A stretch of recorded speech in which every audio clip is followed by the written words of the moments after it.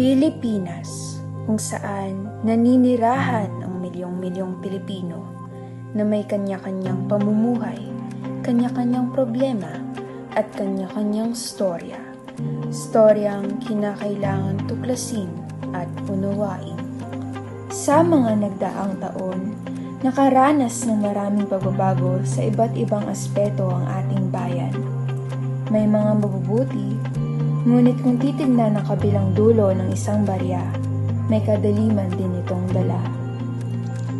Isang dakilang bayani ang minsang nagsabi, "The Filipino is worth dying for." Ngunit kung ikaw ay tatanungin, is the Philippines truly worth fighting for?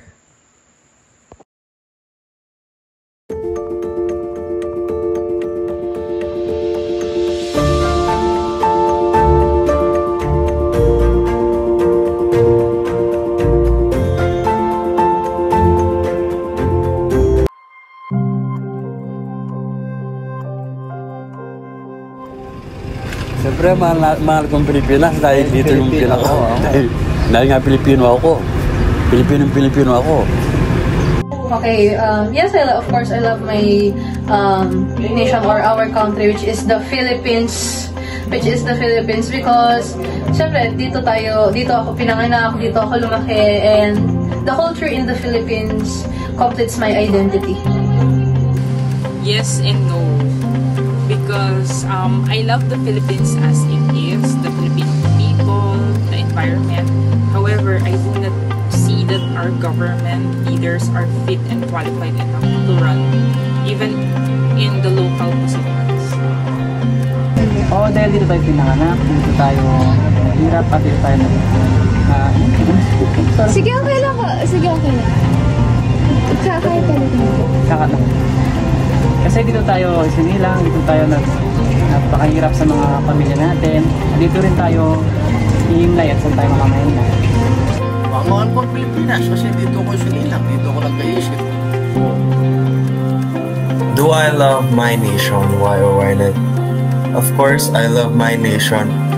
It's more of like, for example, do you love your parents? Yes, I love my parents. It's like, it's the most natural thing to do. Although, there are some things na, for example, like, social issues here in our country na parang it gives you reason not to love this country. But the more you look at it, the more na, it gives you the drive to really care, not just yourself but also others. And I think yun yung reason bakit mahal ko yung Pilipinas kahit na magulo. Yeah.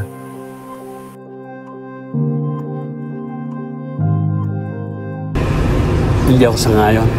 Bakit? Kasi yung contractual, ano lang yan eh. Baga, para 6 months lang yung ano yan noon, di ba? 6 months lang yung buwan mo nagtatrabaho. Dati wala na mo yan 6 months. Ewan ko ngayon, ba't yung mga trabaho ngayon, puro contractual. Contractual nagtatag niya. Hindi ako sangayon na contractual yung trabaho dito sa kasalanan ni Biason. As a teacher na nagtuturo sa private school, hindi. Kasi para kasi sa akin, parang kung walang contractual, kung regular na agad siya, parang hindi magbe-benefit yung yung employer mo. Tapos ikaw, hindi ka din mag-grow pa doon sa timestamp na yun if ever na may contract ka ng taon. Yes, because every Filipino people deserves the right to have health care and compensations that is due. Yes, kasi halos mga employee, maraming sequence na nangyayari sa kanila, like yung mga insurance nila, nalilimit sila, tapos kontrolado yung time nila, wala silang freedom from sa pagtatrabaho. Abolish. Kasi hindi na permanente yung maraming taong trabaho. I agree. Actually, there are more there are more sides to this question. I agree if, for example, sometimes there are employers kasi who uses contractual employment to exploit their employees. So, for example, after nila matapos yung contractual employment, then wala na. So, hahanap ulit sila so that the wage that they will give to their employees will be low. Kasi 'di ba sa mga permanent employees, the longer you serve or the longer you work for that particular company, the higher your salary will go, 'di ba? Pero ayun, pangit. So, kailangan i-abolish yung contractual employment. However, not every case pangit yung contractual employment, especially to those people who are in line sa freelancing. So, kailangan yung kontrata dyan, di ba? Ayun, it's 50-50, but if you look at it sa buong market, like sa mga ordinaryong Pilipino lang, yeah, we should abolish contractual employment.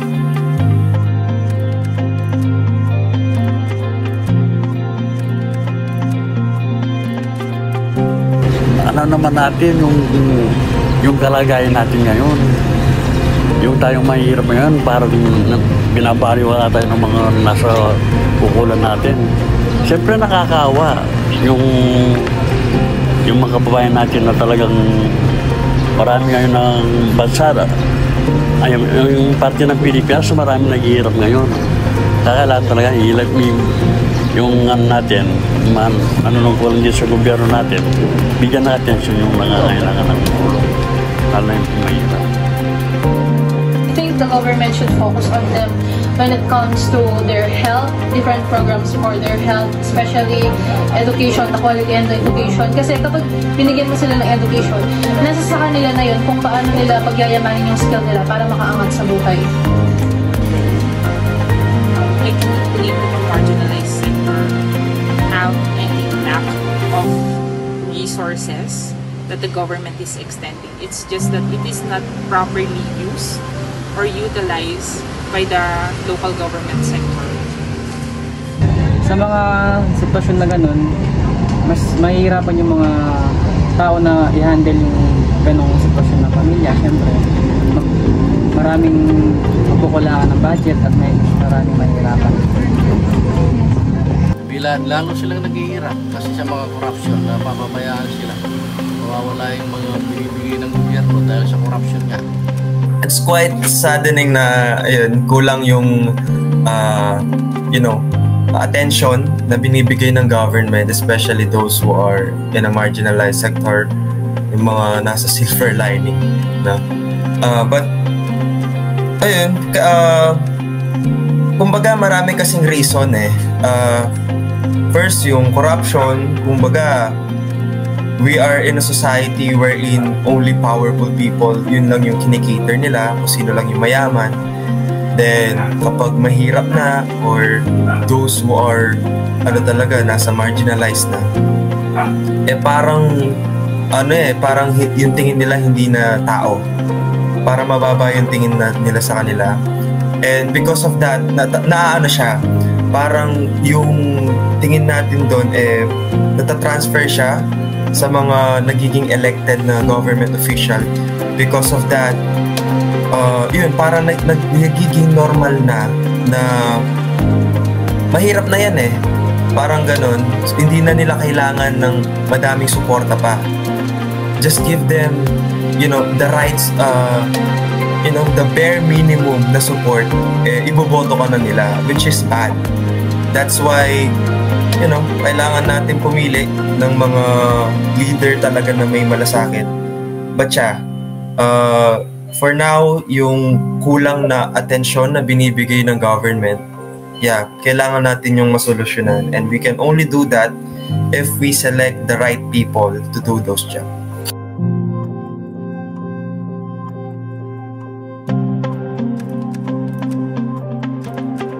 Sa ngayon, wala pa akong alam na iboboto ko dahil hindi pa natin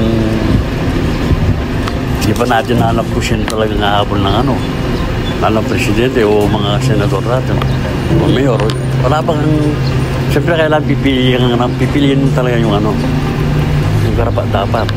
Ngayon wala pa akong napupusuan na kung sinong iboboto ko.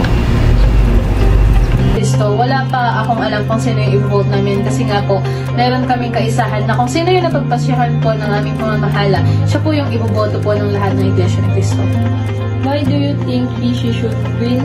What are her platform or plans for the better of our country? Okay, so like what I said earlier, wala pa po kaming alam kung sino po yung i-vote namin. Pero syempre, maniniwala kami doon sa, magtitiwala kami doon sa pipiliin ng namamahala namin. Kasi hindi naman pipili yung pamamahala namin ng ikapapahamak namin or ng Pilipinas sa pipiliin man nila. As of now, I still don't have any plans to vote who because I recognize that as of now, here in our area, some of the local government officials have been convicted. As such, I might waive my right to vote. Si Senator Bato de la Rosa. Bakit sa palagay mo dapat siyang manalo? Sakop kasi siya ng military, ng mga pulis, di ba? Kasi mas lalakas yung mga security ng Pilipinas, mas yung seguridad din ng mga tao, komportable sila. Sa tingin niyo po, ano po yung mga plataforma or plano para sa kabubuti ng bansa na meron si Bato de la Rosa? Yung mga plataforma niya na alam ko, yung mga military power na sinabi niya sa mga TV, mas papalakasin yung mga pulis para mas seguridad yung bansa natin. Si Rodante Marcoleta ang gusto mong maging senador. Una, matalino, tagal na siyang mambabatas, hindi siya korap, kagaya ng ibang marami dyan. At saka binabangga niya lahat basta nasa katuwiran siya. Actually hindi ko alam if open na ba yung filing of certificate of candidacy. Hindi pa ako nakapag pero as of now, wala pa ko talaga yung list talaga kasi nire-research ko pa what are their platforms. Pero meron na akong mga listahan na naiiwasan ko. Ayun. Can you give us some of the names na gusto mong iwasan on the upcoming election? Yung mga names na ayan, sina Robin, as someone na as someone who aspired to be a lawyer in the future, parang it's quite an insult to the Filipino people na inelect ka dyan pero hindi mo alam yung ginagawa mo. Like, you are a senator or let's say you are a congressman, ibaba natin, you are a lawmaker Ikaw yung gumagawa ng batas na poprotekta sa mga marginalized people and to all. So, yeah, isa siya sa mga hindi ko iboboto niyan. Especially, you hold a high position, so you must have proper decorum, you must have proper class. Hindi yung kakanta-kanta ka lang sa Senado, parang ginagawa yung circus. But yeah, yung mga allies niya din, madami sila pero yan, iwasan ko yung mga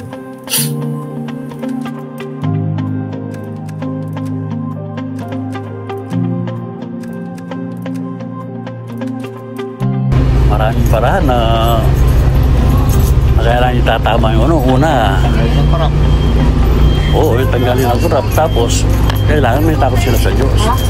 Kung wala kasi takot sa Diyos, gawin mo lahat ng na yung lang ng katawan mo, yun ang ginano mo Gusto mo magpayama ka na magpayama. Pero may kailangan talaga number one sa natin, gobyerno natin, una talaga may takot sila sa Diyos. They should be more transparent doon sa mga ginagawa nila sa mga budget, kung saan napupunta yung mga budgets every sector, kung ano yung mga programs nila. Para in that case, nakikita ng mga Pilipino kung ano man yung ginagawa nila. What they should do is that they should upscale the requirements or qualifications of these local government officials. First is during elections. We must revise and revisit the requirements, not just be able to read and write. Some stalls or small businesses have higher qualifications than what we currently have. Then second, we must clean all the government agencies so that we can be more efficient. Remove unnecessary requirements, stress, and some protocols that are not very efficient right now. May alam mo ko na issue dyan about dun sa building project. Maybe mas iwasan muna yung mga ganon. Kasi mas piliin natin yung mga mas essential sa mga tao at mas makakatulong. Corruption. Tanggalin ang lahat ng corruption. There are a lot of ways that the government can do to correct their mistakes. But kahit na madami kasi yung like ideas, for example, sabihin mo lang we must uproot corruption completely, but it won't be an easy task, diba? Kasi yung mga tao na bumuboto para matanggal yung corruption, sila din corrupt. But I think the first thing na pwedeng gawin ng government is to implement, for example, change sa mismong, let's say, constitution mismo. Like for example, yung mga elected officials, they must be college graduate. Kasi if we look at it in the job market, yung mga entry-level jobs like mga sales lady, ganon, yung mga nagtitinda sa mga shops, kailangan college graduate with experience. Pero yung mga officials, read and write only. So we must change that para yung mga mga magtatrabaho sa government natin mas maging efficient and mas maging effective to uproot those problems. Kasi for me, the most important asset na talaga is people. Kasi sila yung gumagalaw, sila yung nakikinabang, and sila din yung nagdidesisyon. Kumbaga, yung mga magagandang bagay na nararanasan ng mga citizen, parang result yon ng mga inelect natin. And yun, madaming way, pero the best way is to elect the right people for those jobs.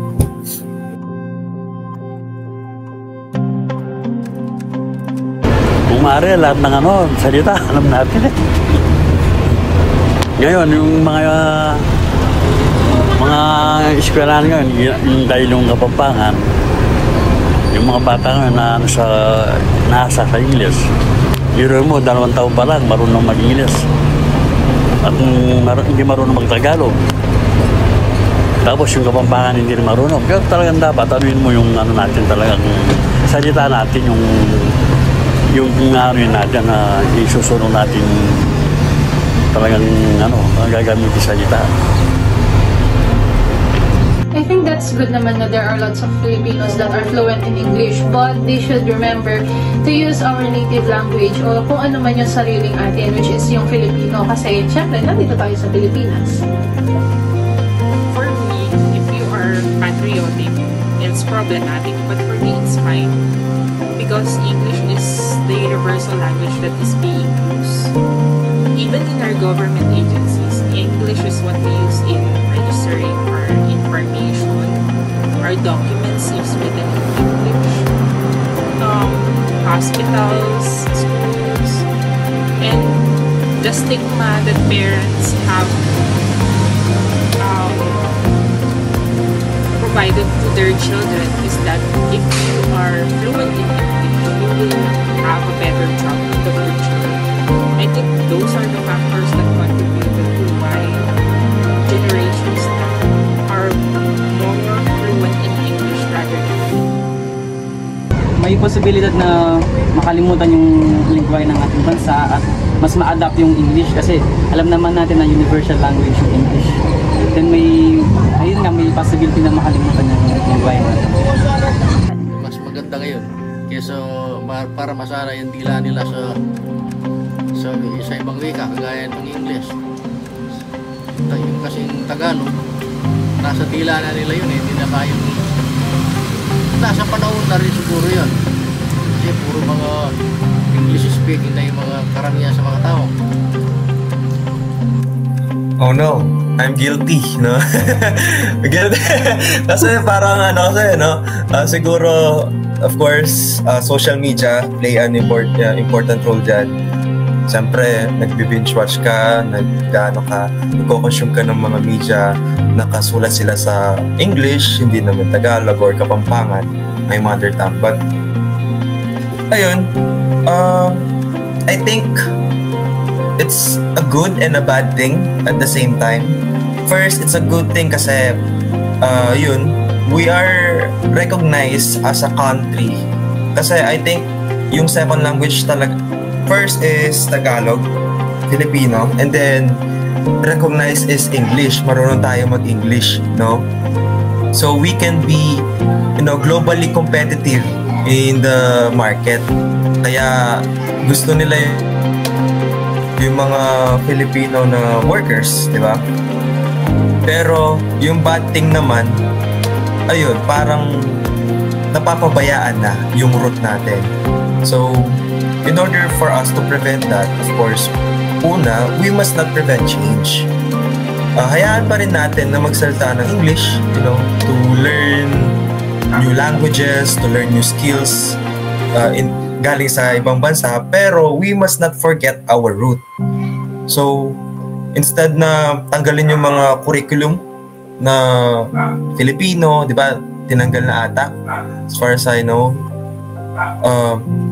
ibalik natin para yung yung nationalistic spirit and also yung proud moment ng mga Pilipino ay lumabas pa para hindi makalimutan.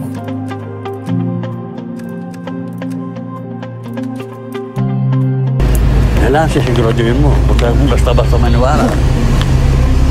Sa papaanong paraan? Una, alimbawa na yung nangyari ngayon sa ating presidente at vice-presidente. Nasabi nila yung pangalan nila patungkol dun sa ano ba yun, yung tapos yung mga iba naman hindi naman dahil doon ang umpisa ng nila, wayan. Kaya kailangan talaga ari mo muna bago ka maniwala. Huwag kang basta-basta maniwala doon sa balita. Kasi mga tao ngayon magagaling gumawa ng istorya. Parang si Jose Rizal, gano'n. Mga tao ngayon. No, pina-fact check ko muna siya, hindi agad ako naniniwala, especially nowadays sa mga social media, na daming mga informations na pinopost. Siyempre, kailangan muna natin malaman kung totoo yung mga yon. We can search on the different trusted website, o kaya doon sa mga iba naman na, ibang mga posts na alam naman natin, o may mga official pages naman yan ng mga yan, kung saan man nanggagaling yung mga yan. So, we need to fact check everything first before we believe in them.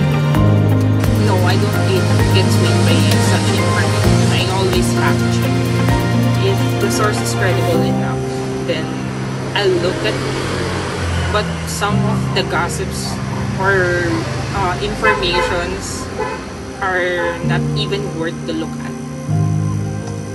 Sinisigurado ang mga fact check muna kasi mahirap na maniwala sa mga maling informasyon ngayon. Lalo na sa mga scam at mga sinasabi nilang issue na hindi naman pala nakaano sa Pilipinas. Hindi ako naniniwala agad. Kailangan ma-verify muna. Actually, that's a good question, no? If we look at it, kung talagang you're really interested in that particular topic and in that particular field, in politics kailangan, hindi naman pwedeng emotion lang yung pagganahin mo. So you really need to fact check, especially if may bigat yung mga binanggit nilang words sa mga articles, Pero ayun, if sa mga sensationalized topics like mga ng mga celebrities, of course you still need to fact check them, mga gossip, but at the same time you're just having fun, no?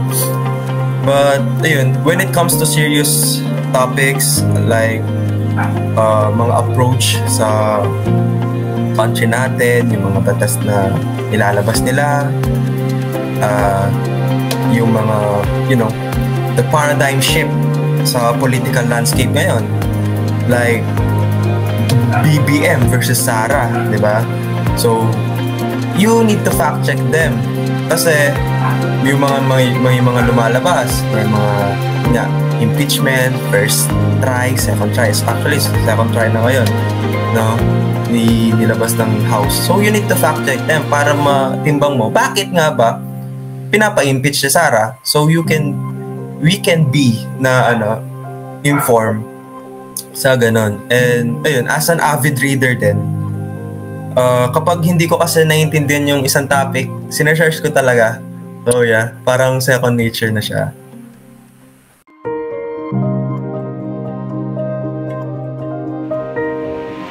I love the Philippines because I was born here and grew up here. The Philippines is important to me because my parents and my siblings are here. I am not in favor or I disagree in the constructualization because I think the quality of service or productivity of the company will suffer if permanent positions will be credited to unskilled or undeserving employee. Well, what are my thoughts on the lack of attention that the marginalized sector is currently receiving here in the Philippines? For me, it is both disheartening and disappointing to think that the marginalized sector is one of the sectors that are very important in our government because it's mainly the Filipino people that is part of this sector, and it's being ignored by the government because their focus, our focus rather, should be on them, on our people. And with our economic inequality and limited employment opportunities, especially for those people or for the people who had limited education and the indigenous community, they have the decreasing access to good jobs, and therefore they don't have enough income, hindering their chances for a sustainable livelihood, as stated by the study from World Bank and UP Central Integrative Studies. One thing that caused this is the lack of concern and attention that the government officials have for the people that they serve, because our government officials aren't really as capable as we think they are. One thing that we can do is that we must take a stand and criticize these people responsible for them to take proper action, for them to implement the right policies and campaign for change. We need change. We need accessible education, health services that are accessible to most Filipinos or all of the Filipinos, and other helpful programs that could help the marginalized sector. Programs that would help it push through and be given the right attention instead of the quarrels and the self-centered concerns, the unwanted attention that is being given to our executive officials that doesn't really deserve it. They just quarrel in the Senate. So everyone, I advise you guys to vote wisely, vote for yourself, vote for your country, and vote for your people, because your vote, they matter. Look at what we're facing now. We're facing different challenges in our government and in our economy, and those people that are actually affected aren't just us. It's mostly focused, the effects are mostly focused on the marginalized sector, and this is our fault. I am not saying that our lack of attention or our ignorance is the cause of this, but it's one of the reasons. We're having problems in the marginalized sector because we don't have the proper governance. We don't have good governance that actually care for its people. So one thing that we can do is that we can vote the right people. We can put the right people in the government so we could have a better, safer, and more policies that could help the people. Let's just vote wisely and hope for the best. Please exercise your freedom to vote, and please be responsible in doing so. Thank you so much. In San Fernando, I am planning to vote Wilma Calumag because I saw her abilities and passion. She has been proven that she is capable enough and determined enough to handle her people. She should win because she can help a lot of people who's experiencing poverty. According to the research from Central Luzon, her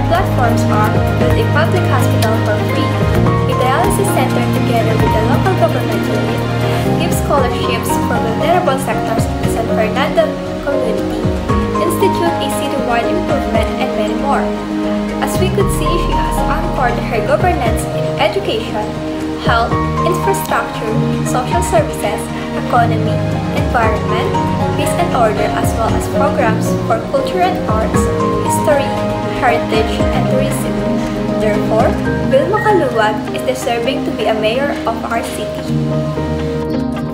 The Philippines faces challenges as government officials argue, making it harder to resolve issues. President Bongbong Marcos Jr. must unite them, fight corruption, improve healthcare, education, jobs, and protect the environment to help the country progress. They need to support one another for the country instead of fighting each other. We cannot deny the fact that the English language changed the way we live, as this allowed us to connect to the rest of the world. However, what's concerning is the fact that some of the Filipinos are more fluent or likes to use the English language more than our own, especially the children. In fact, according to the recent Social Weather Station survey, 80% of Filipinos understand spoken English, 80% can read, 69% can write, 55% can speak, and 47% think using the language, and only 9% do not use any of the skills. Nowadays, Filipino parents tend to teach their child with a foreign language for them to get used to it at such a young age. Sometimes, some look at our own language as something inferior to the English language. Hence, this can result for our language to die slowly. Thus, as Filipino citizens, we must put value to our own language, as this is part of our culture and heritage. We must be proud as this shapes who we really are, the Filipinos. The answer is yes, because it's really important to be careful about the information we see today, especially with both misinformation and disinformation around. I always try to fact-check before I share. According to the net research, there have two different fake news, the misinformation and disinformation. Both at their core incorrect information. Misinformation sometimes refer to an honest mistake, and disinformation, by contrast, is deliberately wrong and spread tactically. It is cause confusion or to lead the target audience to believe a lie. Knowing the difference between those two helped me stay committed to fact-checking. It is not only about the finding mistakes, but also about spotting when information is meant to mislead. By checking facts, I can help others stay informed and make better choices in today's complicated world of information.